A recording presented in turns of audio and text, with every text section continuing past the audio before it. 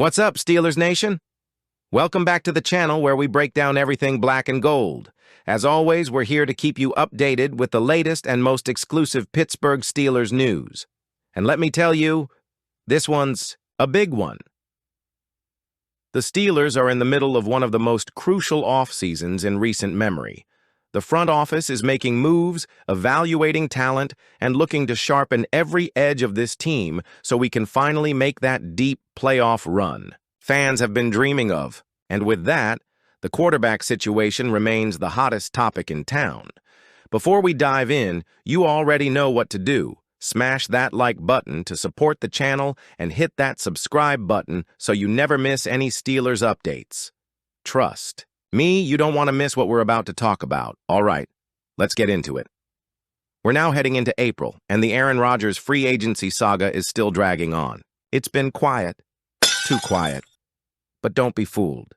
Behind the scenes, there's movement. And according to one NFL insider, the Steelers are still feeling pretty confident about where things stand. ESPN's Jeremy Fowler dropped a major nugget recently on SportsCenter. According to Fowler, the Steelers remain optimistic about landing the future Hall of Fame quarterback, despite the radio silence. "I'm told from the Steelers they do remain optimistic," Fowler said. Nothing has changed from when Art Rooney, the team president, addressed the media at the owners' meetings on Tuesday. They feel good about this shaking out and Rodgers becoming a Pittsburgh Steeler. That's huge. Despite all the waiting, the Steelers haven't wavered. Why? Because almost every other potential landing spot for Rodgers has been taken off the board. The Giants signed Russell Wilson and Jameis Winston. The Seahawks and Titans already have their quarterback plans in motion. So, if Rodgers is going to play another season, Pittsburgh is the only logical destination left. Let's be real here. Rodgers needs the right environment to close out his legendary career. He doesn't want a rebuild. He wants a team that can protect him, let him run the offense, and most importantly, compete. Pittsburgh offers all that and more. A top-tier defense that's capable of carrying games. Arthur Smith, a respected play caller, now leading the offense.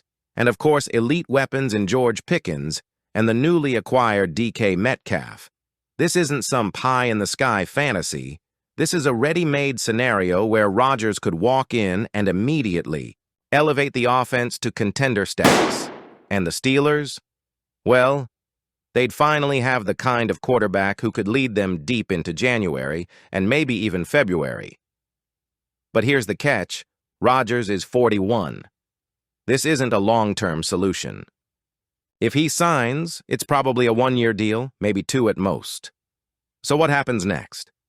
Now let's talk about the elephant in the room. What if Rodgers doesn't sign? What if he retires? Then what? Right now, Mason Rudolph and Skylar Thompson are the only quarterbacks officially on the roster for 2025. And that's not exactly what Steelers fans want to hear. But wait, there's more to this than meets the eye. On a recent episode of Footballin' with Ben Roethlisberger, the Steelers legend came out in defense of Mason Rudolph. That's right, Big Ben stood up for his former backup. Mason can do that, Roethlisberger said, when asked if the team had someone who could distribute the ball to their playmakers. Mason can throw the ball, he can make decisions, and go. Strong words coming from a guy who knows a thing or two about playing quarterback in Pittsburgh. And you know what? He's not wrong.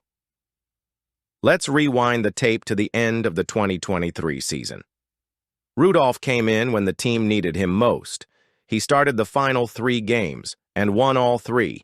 The Steelers punched their ticket to the playoffs largely thanks to his performance. In those 3 games, Rudolph threw for 716 yards, 3 touchdowns, and 0 interceptions. He wasn't flashy, but he was efficient. And here's the kicker. He made everyone around him better. George Pickens had the best game of his career during Rudolph's first start. 195 receiving yards and 2 touchdowns.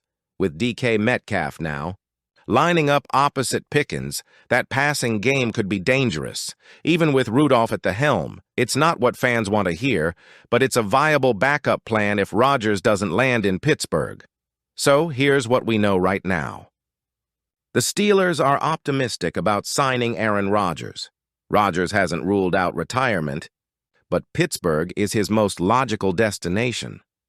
Mason Rudolph is a fallback option, and one that the organization feels comfortable with. And don't forget, Pittsburgh could still draft a quarterback. Guys like Jackson Dart and Jalen Milroe are rumored targets, and if Rodgers signs, that rookie would likely sit and develop for a year. This is a chess game. The Steelers are thinking several moves ahead. Whether it's Rodgers, Rudolph, or a rookie, the front office is preparing for all scenarios. But let's be honest, Rodgers is the big prize. He's the one who gives this team the best shot at making real noise next season. We're talking about an NFL first. For the first time ever, a regular season game is headed to Dublin, Ireland. And guess who's going? That's right. Your Pittsburgh Steelers have been officially selected to take part in this international showdown. And now, the big question everyone's been asking, who will they face? Well, we just might have that answer. According to Ben Gusling, beat writer for the Minnesota Vikings, the purple and gold could be the team meeting the Steelers in Ireland. In his latest newsletter, Access Vikings, Gosling pointed out something very interesting.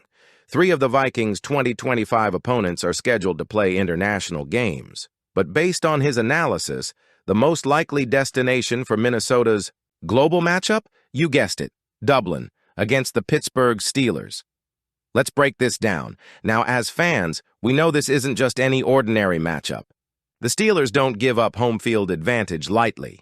In fact, Pittsburgh has traditionally been reluctant to play abroad. Since their international debut in 2013, also against the Vikings in London, they haven't played another game overseas. And let's not forget, they lost that one.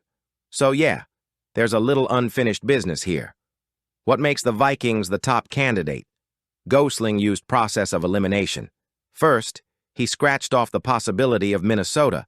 Playing the Chargers in Brazil, NFL execs at the owners' meeting said it was remote. The Vikings playing the Browns in London? Unlikely. Minnesota's already played in London twice in the past 4 seasons, and the league probably wants to spread things out. That left one standout matchup, Vikings versus Steelers in Dublin. Now here's where it gets even juicier. What if Aaron Rodgers joins the Steelers? Yeah, that's still very much on the table. According to Jeremy Fowler of ESPN, the Steelers remain optimistic about landing Rodgers despite the quiet nature of free agency. Team president Art Rooney recently doubled down on the confidence during the owners' meeting, saying the front office feels good about Rodgers wearing black and gold. Imagine Rodgers going head-to-head with Kirk Cousins' replacement, or even Cousins himself, on a global stage. Steelers versus Vikings in Dublin suddenly becomes must-watch football. But here's the thing. Even if Rodgers does come to Pittsburgh, early word is the Steelers don't want the Green Bay game, his potential revenge match played overseas. That one is expected to stay at home. So Rodgers or no Rodgers, the Vikings seem to remain the front-runner to be the opponent in Ireland. This is bigger than just one game, though. The NFL is clearly going global, and the Steelers are finally buying in. In 2024 alone, the league hosted 5 international matchups, and now Pittsburgh is stepping onto that stage. And not just for fun. There's a strategy behind this. The Steelers have secured international marketing rights through the NFL's Global Markets program, not just in Ireland but also in Germany and Mexico. This program gives NFL teams the ability to build their brand abroad through events, fan engagement, and yes, games.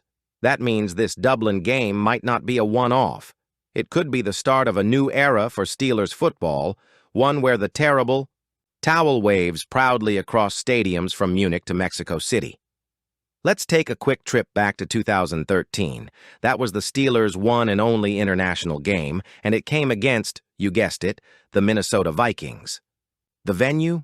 Wembley Stadium in London. The result? A tough loss. It was a game that left a bitter taste for Steelers fans who made the long journey, hoping to see a win abroad. Fast forward to now, what better chance to rewrite that history than on Irish soil? Now look, we know giving up a home game isn't ideal. Ackrisure Stadium, holds a unique energy that just can't be replicated. But this is about growing the brand, the community, and yes, the legacy of the Pittsburgh Steelers. The fan base in Ireland is passionate. There's real love for the Steelers over there. And this game will be their chance to see the black and gold up close and personal. Plus, for fans here at home, you get to represent your team globally. This is our brand of football, and it's going international. All right, Steelers Nation, now I want to hear from you. Do you think Aaron Rodgers will end up signing with Pittsburgh? Are you still optimistic, or are you starting to worry he might retire? And what about Mason Rudolph? Do you think he could hold it down for a full season if Rodgers walks away? Drop your thoughts in the comments. We read every single one. This is your team, your voice, and your moment.